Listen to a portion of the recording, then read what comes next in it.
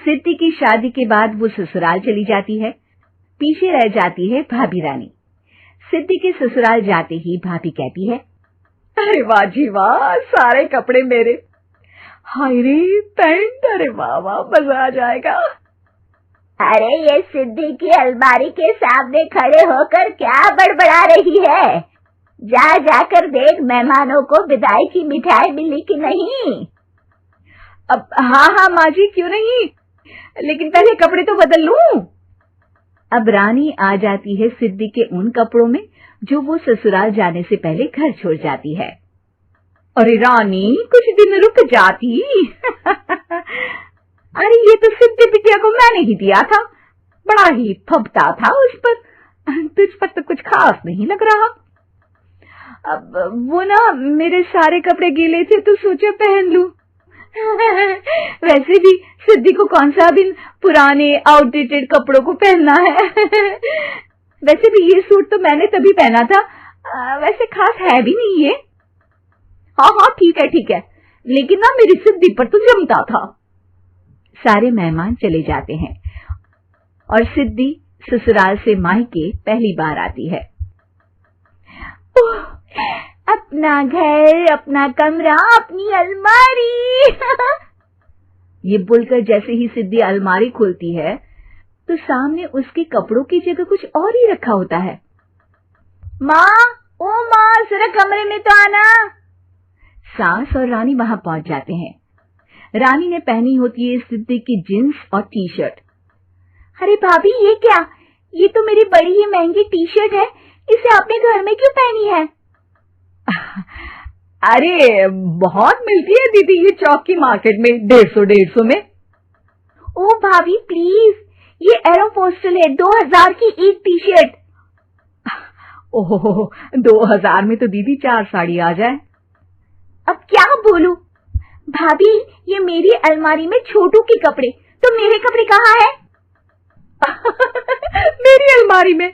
अब दीदी आपको कौन से पुराने कपड़े पहनने थे? माना भाभी, लेकिन मैं जब घर आती तो यही सब पहनती ना। अरे तुम तो बड़ी कंजूस हो दीदी। खैर, वक्त आता है जब सिद्धि ससुराल के लिए रवाना हो रही होती है। अरे रानी, अंदर से सिद्धि का गिफ्ट ले आ, लड़की पहली बार ससुराल से मायके आई है। रानी अंदर जाती है और एक सिंपल सी साड़ी लेकर बाहर आ जाती है। ये लीजिए माँ जी। सास बेटी को गिफ्ट देकर ससुराल भेजती है। अगले दिन रानी एक सुंदर सी साड़ी पहनकर सामने आती है।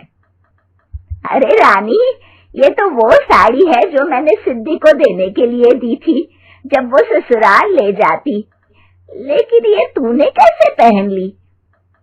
अरे माँ जी, ये साड़ी तो मुझे बहुत पहले से ही पसंद थी, लेकिन चिंता ना करिए, मैंने सिद्धि के लिए भी अच्छी सी साड़ी दी है। हाँ। तभी सिद्धि का फोन आता है। क्या माँ, कुछ अच्छा तो दिया होता ससुराल ले जाने के लिए। अरे पहले दिखा दिया होता। ये चमकते हुए पैकेट में नौकरानी वाली साड़ी मत दिया करो माँ। अरे बेटे, वो तेरी भाभी ने ना गलती से उससे पैकेट बदल गया। हाँ, मैं कल ही तेरे भाई के हाथ से तेरा वाला पैकेट भेज दूंगी। अरे रहने दो माँ, आई एम श्योर भाभी ने अभी वही साड़ी पहनी होगी जो तुमने मेरे लिए रखी थी। तुम तो समझ नहीं पाई उनको।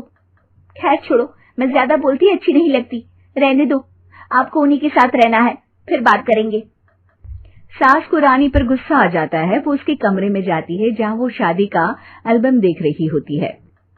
रानी, मार्केट जाकर एक ऐसी ही साड़ी लेकर आ, कल प्रतीक जाकर सिद्धि के घर दे आएगा। अरे क्यों माँ जी, कितनी साड़ी देनी है दीदी को? यहाँ कोई सेल लगी है क्या?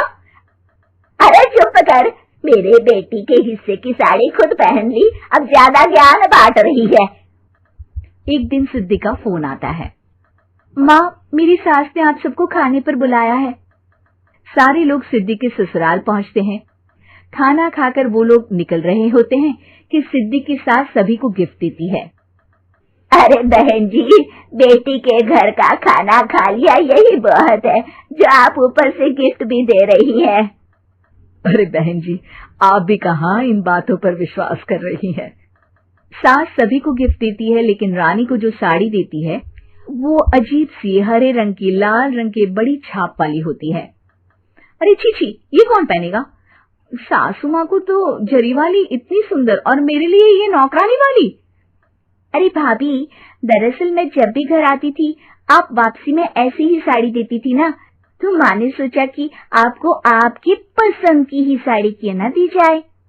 बेचारी रानी, बोलती भी तो क्या।